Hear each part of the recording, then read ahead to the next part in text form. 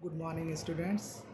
My name is Abdul Sattar, lecturer in political science, government degree college बोधन। आज हम इस video में मरकज़ रियासत ताल्लुक़ात सेंट्रल स्टेट रिलेशंस के बारे में पढ़ेंगे। हिंदुस्तान में मरकज़ रियासत ताल्लुक़ात का जायज़ा लेंगे। तो देखिए, हिंदुस्तानी दस्तूर मुल्क में एक नीम वफाकी तर्ज़ हुकूमत को पेश करता है और दस्तूर हिंद में वफाकी और वहदानी दोनों किस्म की दफ़ात बयान किए गए हैं। दस्तूर की दफ़ा 1 में कहा गया है कि हिंदुस्तान रियासतों की यूनियन है। तो इस तरह से हमारा दस्तूर, इससे ये मालूम हो रहा है कि हमारा दस्तूर नीम वफाकी खुसूसियात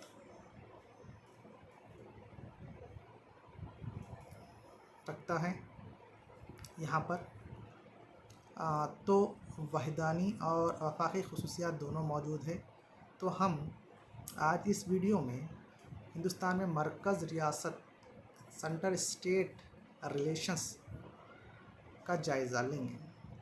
मरकज़ी हुकूमत और रियासती हुकूमतों के दरमियान इख्तियारात की तक़सीम या फिर दर्जाबंदी वफाकी निज़ाम हुकूमत की एक खुसूसियत है।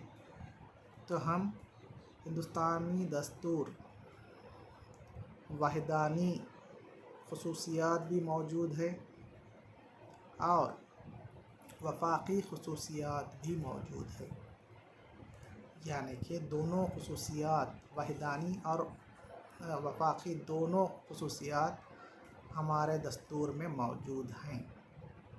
तो क़ानून या फिर मरकज़ रियासत ताल्लुक़ात के लिए क़ानून की दर्जाबंदी या फिर ये जो इख्तियारात की तक़सीम पावर्स, इख्तियारात की तक़सीम या दर्जाबंदी वफाकी निज़ाम हुकूमत की एक खुसूसियत है।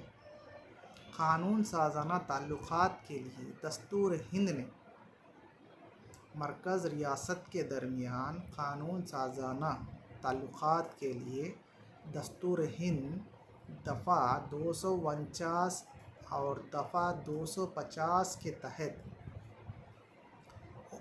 उमूर की 3 फ़हरिस्तें बयान की है। किसके तहत?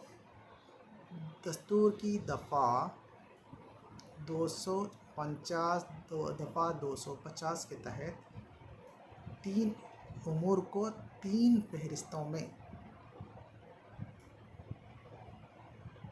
बयान की है, जो हम हस्ब-ज़ेल में पढ़ेंगे। पहली जो है मरकज़ी फ़हरिस्त, सेंटर लिस्ट। इस फ़हरिस्त में 99 उमूर शामिल हैं, जिसमें अहम दिफ़ा, railway, post office, ख़ारिजी ताल्लुक़ात, banking, currency या सिक्का साजी, जंग व अमन वग़ैरह अहम हैं। इन पर मरकज़ी हुकूमत क़ानून साज़ी करती है। ये जो डिपार्टमेंट्स हैं या फिर उमूर हैं, defence, railway, post office, ख़ारिजी ताल्लुक़ात, external relations, banking, सिक्का साजी, जंग व अमन जैसे जो अहम उमूर हैं एक्सेट्रा, इन तमाम पर क़ानून साज़ी करने की ज़िम्मेदारी मरकज़ी हुकूमत यानी कि लोकसभा इन उमूर पर क़ानून साज़ी करता है। इसी तरह से दूसरी फ़हरिस्त है रियासती फ़हरिस्त, स्टेट लिस्ट। اس فہرست میں 61 امور شامل ہیں جن پر ریاست قانون سازی کرتی ہے، مثلاً پولیس، حکومت مقامی لوکل سیلف گورنمنٹ، صحت وغیرہ۔ دستوری حیثیت سے ریاست ان پر قانون سازی کا اختیار رکھتی ہے۔ اسی طرح سے تیسری فہرست ہے مشترکہ فہرست یا کنکرنٹ لسٹ۔ اس فہرست میں کل 51 امور ہیں۔ یہ امور وہ ہے جن پر مرکز و ریاست دونوں قانون سازی کرتے ہیں، مثلاً فوجداری کے قانون، آئینی قانون constitution law and stamp duty وغیرہ۔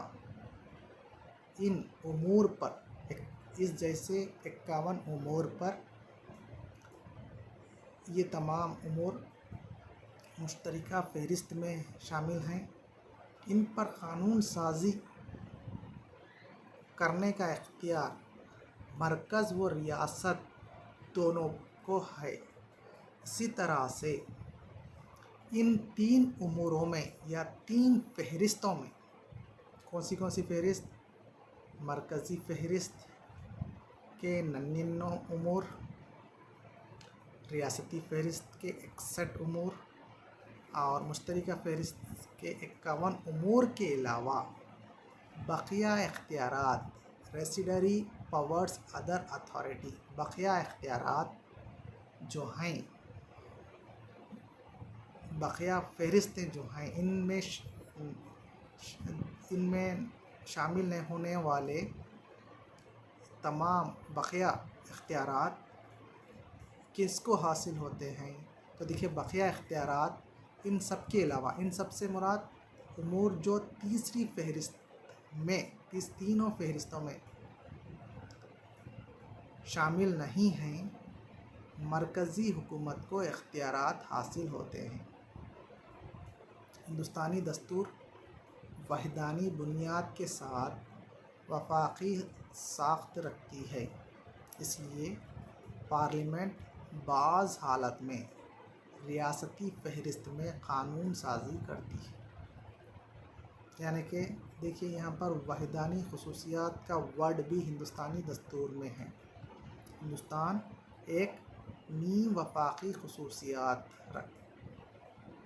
رکھتا ہے، تو ہندوستانی دستور وحدانی خصوصیات دفعہ 1 اور وفاقی خصوصیات یونین تمام ریاستوں کی حکومت، تمام کو ملا کر ہندوستانی وحدانی خصوصیت کیا ہے؟ دفعہ 1 کے مطابق ریاستی فہرست میں بھی بعض حالات میں مرکزی حکومت ریاستی فہرست میں بھی قانون سازی کر سکتی ہے۔ مثلاً دفعہ 249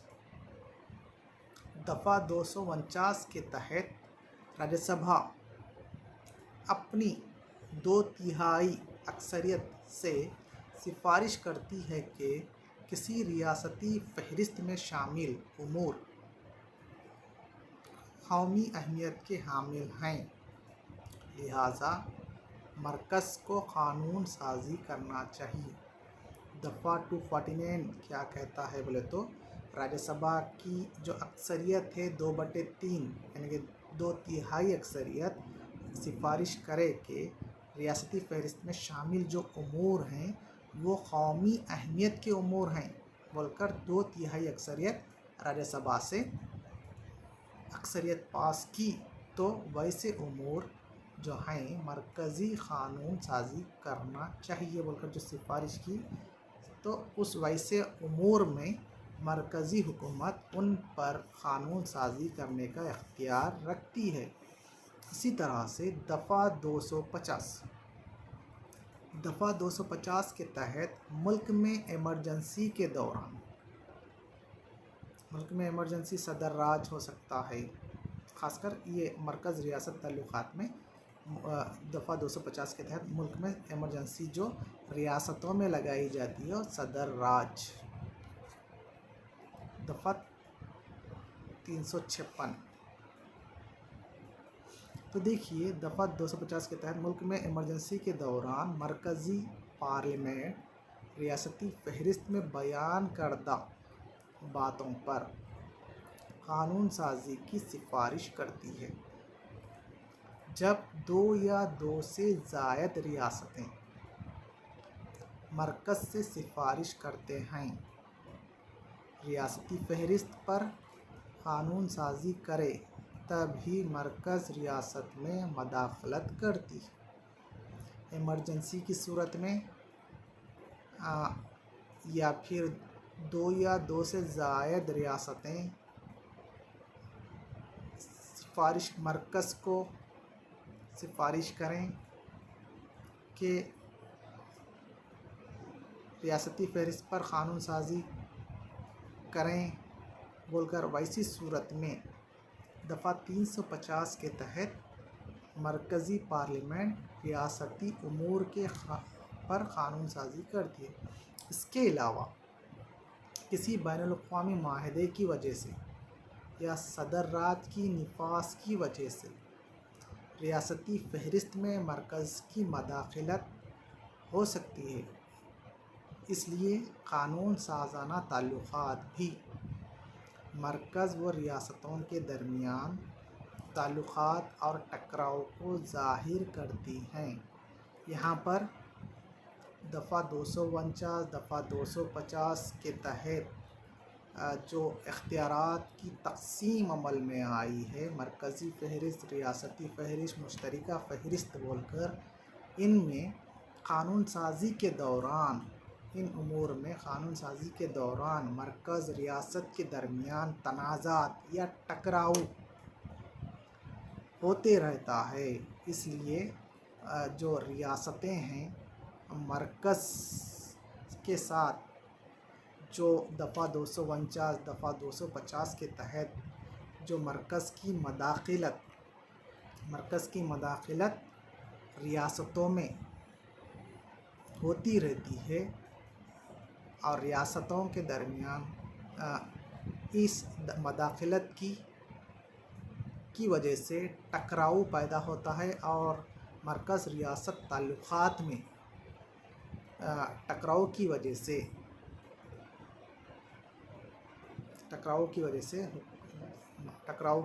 سے جس کی وجہ سے مرکز اور ریاست ایک دوسرے کو تنقید کرتے نظر آتے ہیں۔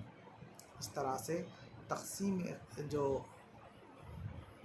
مرکز ریاست تعلقات ہیں وہ 3 فہرستوں کے ساتھ مرکزی فہرست، ریاستی فہرست اور مشترکہ فہرست، اس طرح سے قانون سازانہ تعلقات کو اس طرح سے درجہ بندی کی گئی ہے۔